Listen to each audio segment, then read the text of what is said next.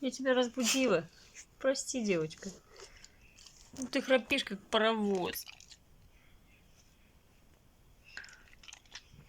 Или трактор.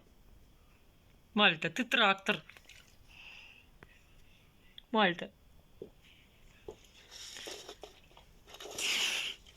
Храпуха. Спи, спи.